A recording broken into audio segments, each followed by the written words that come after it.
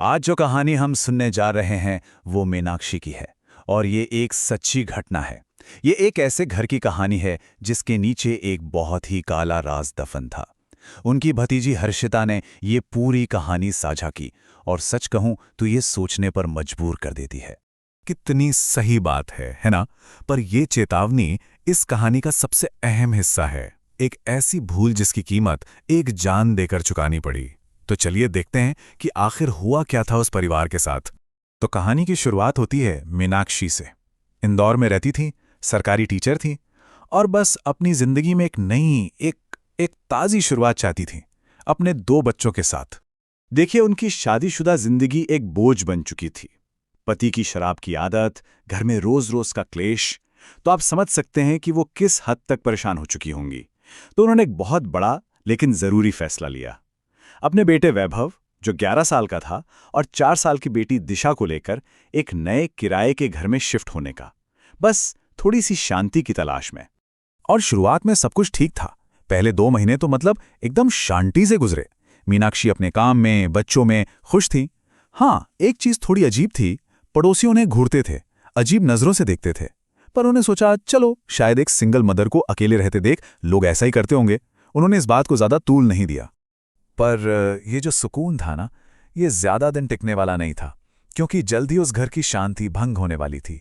एक अजीब सी बीमारी और कुछ ऐसी घटनाओं से जिसने सब कुछ बदल दिया। और ये सब शुरू हुआ दिवाली के ठीक बाद। मीनाक्षी की तबीयत अचानक इतनी ज्यादा खराब हो गई जिसका कोई कारण ही समझ नहीं आ रहा था। और फिर घर में अकेले होने पर कदमों की आहट, रात में बिस्तर पर ऐसा महसूस होना जैसे कोई उनके ऊपर झुका हो, ये सब शुरू हो गया। और हद तो तब हो गई जब एक दिन एक प्लास्टिक की कुर्सी उनकी आंखों के सामने अपने आप पीछे खिसक गई।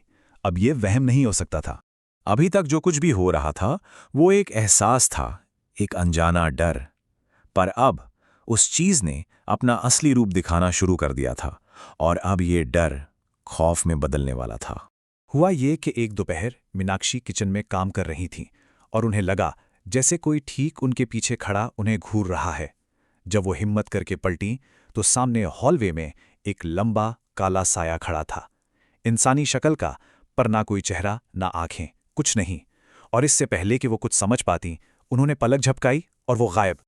और उस साये की जो हाइट थी वो करीब 6.5 फीट, मतलब किसी नॉर्मल इंसान से कहीं ज्यादा लंबा। बस इसी बात ने उस खौफ को और भी असली बना दिया। अब ये साया सिर्फ मीनाक्षी तक ही सीमित नहीं रहा। रात को ऊपर वाले खाली फ्लोर से किसी के भारी कदमों से चलने की आवाजें आने लगी, जोर जोर से। एक बार तो मीनाक्षी ने उस साये को फ्रिज के ऊपर बैठे हुए देखा।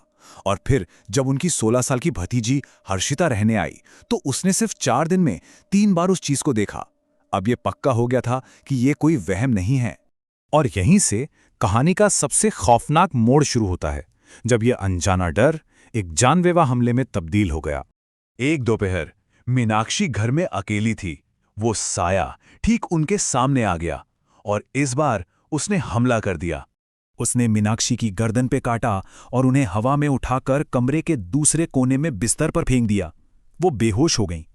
जब बच्चे घर आए तो उन्होंने देखा कि मां की गर्दन पर किसी के काटने का एक गहरा अजीब सा निशान था। अब परिवार बहुत डर गया। उन्होंने मदद के लिए एक मौलवी साहब को बुलाया। जैसे ही मौलवी साहब ने घर में आयतें पढ़नी शुरू की, मीनाक्षी का शरीर तड़पने लगा, अजीब तरह से मुड़ने लगा। और तभी यह राज खुला कि उस घर में कोई मामूली साया नहीं, बल्कि एक जिन था। और फिर जो हुआ वो सबसे डरावना था। मीनाक्षी के मुंह से एक मर्द की भारी गहरी आवाज निकली। वो जिन बोल रहा था और उसने कहा, "ये बिस्तर मेरी कब्र पर है, जो भी इस पर सोएगा वो मेरा है।" इस कबूलनामे के बाद घर का वो काला सच सामने आया जो अब तक सबसे छिपा हुआ था। जब पड़ोसियों से बात की तो पर्दे खुलने लगीं। पता चला कि उस घर में ऐसा पहली बार नहीं हो रहा था। उनसे पहले जितने भी किराएदार आए उनमें से किसी न किसी की मौत हुई थी। और तो और मीनाक्षी के आने से ठीक पहले जो परिवार रहता था, उनकी बेटी भी ऐसे ही मर गई थी। और वजह, वो जिन्न की कब्र जो ठीक घर के नीचे थी। जब मौलवी साहब से भी बात नहीं बनी तो परिवार आखिरी उम्मीद लेकर मीनाक्षी को एक बहुत पहुंचे हुए तांत्रिक के पास ले गया। कहते हैं कि तांत्रिक ने मीनाक्षी को देखते ही बोल दिया, जिन ने इसे पूरी तरह से जकड़ लिया है, घेर लिया है। और फिर तांत्रिक ने एक भविष्यवाणी की, एक डेडलाइन दे दी। उन्होंने कहा कि आने वाली गुप्त नवरात्रि की 14 की रात, यानी 14वीं रात, वो फैसला करेगी। अगर मीनाक्षी ने वो रात निकाल ली तो वो बच जाएगी, वरना दुनिया की कोई ताकत उसे नहीं बचा सकती। और फिर वो आखिरी उल्टी गिनती शुरू हुई। एक छोटी सी उम्मीद जगी, बस टूटने के लिए। परिवार ने मीनाक्षी को हॉस्पिटल में एडमिट करवा दिया और कमाल देखिए, 14 से 2-3 दिन पहले उनकी हालत में चमत्कारिक रूप से सुधार होने लगा। डॉक्टर भी हैरान थे। सबको लगा चलो बुरा वक्त टल गया। 14 की रात उन्होंने वीडियो कॉल पर सबसे हंस हंस कर बातें की, सब ठीक था। और फिर रात के 2 बजे एक फोन आया। मीनाक्षी के सारे अंगों ने अचानक एक साथ काम करना बंद कर दिया था और उनकी मौत हो चुकी थी, ठीक उसी रात जैसा तांत्रिक ने कहा था।